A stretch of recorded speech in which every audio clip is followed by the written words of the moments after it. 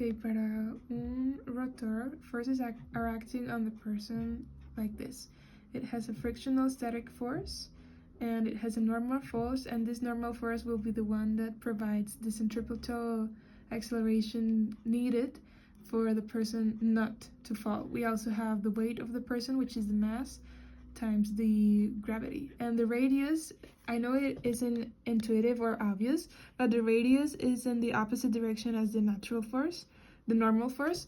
So the normal force here will be negative. First, we evaluate the symmetry of the forces we are gonna call this the positive z-axis, and we will call this the positive r-axis, because this one, we are gonna take this as the axis, the positive axis.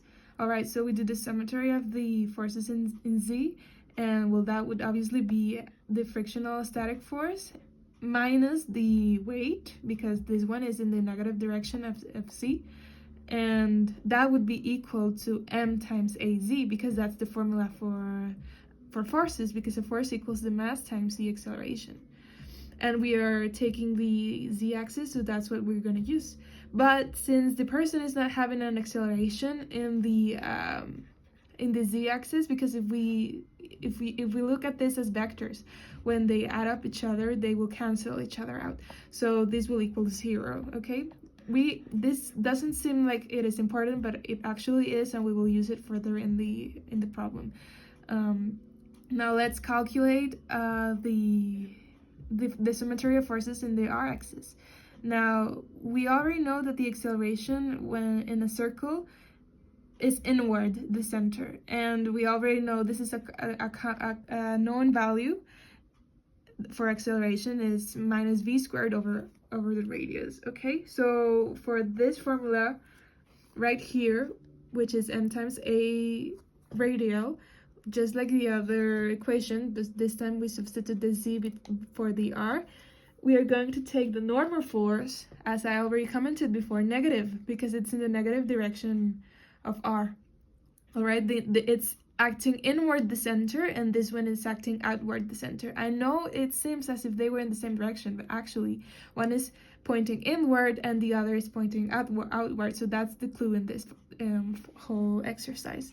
So we're gonna write n as negative, and that will equal the m times the acceleration, and this acceleration, as we already mentioned before, is equal to this value. So, and it's negative because the person's tangential speed v is negative too, as we had mentioned before, because of the radius being negative.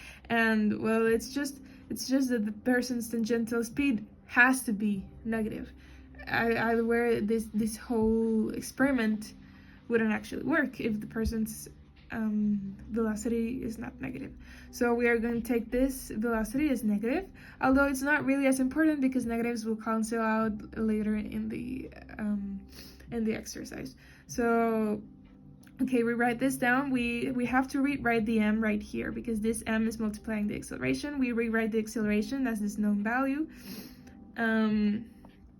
And now we can substitute for frictional force, because, as we already mentioned, n provides the centripetal force in this case, which makes the person move in a circle. And if the coefficient of static friction between the person and the wall, this is necessary to prevent sleeping. So the frictional static force has to be equal, as we had already seen earlier in the chapter. It has to be equal to the coefficient of static friction times the normal force. Now we already got the value for the frictional static force right here. We already had it right here, and we can just add mg to both sides, and then we get Fc equals mg. All right, so we already know mg has to be equal, this has to be equal to this. So we rewrite this right here, and we already know that this is equal to this. Now, what did we do right here? We cancel these signs because both are negative, both velocity and the normal force are negative. I'm gonna check on that because I'm not really sure if I quite explained correctly where the velocity is negative, but either way, they cancel out. This is important, that it can't be a minus sign right here because we have to take a square root. So they cancel each other out, and we multiply both sides by the coefficient of static friction. From there, we can get an easy solve for the velocity. We just have to multiply both sides of this equation by r. Then we cancel the m's because this is multiplying. We move it to the other side, dividing it, and we get b squared equals rg over the static friction maktub or something like that, muktaf. I don't know how it's pronounced, but it's not really musafk. And we get that the velocity now without the square root, because we already added right here now without the potential of 2, without this one, we have that it's equal to the square root of rg over the static friction coefficient.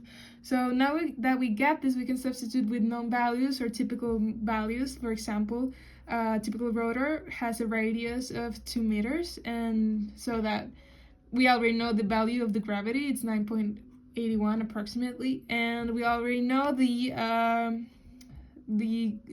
typical friction between the textile material of clothing and a typical rotor is about 0.40. So we just plug this into here and we get a value for velocity that must be about 7 meters per second.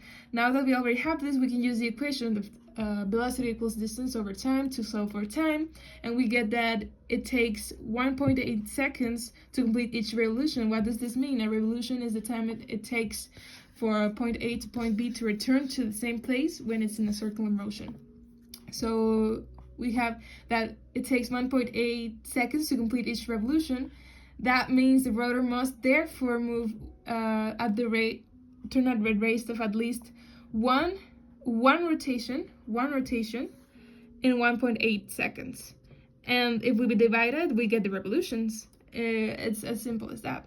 We just take a rate. It's a comparison. It's a rating. So it's one turn or one period for each 1.8 seconds. So we get 0.56 revolutions. That's it. Thank you.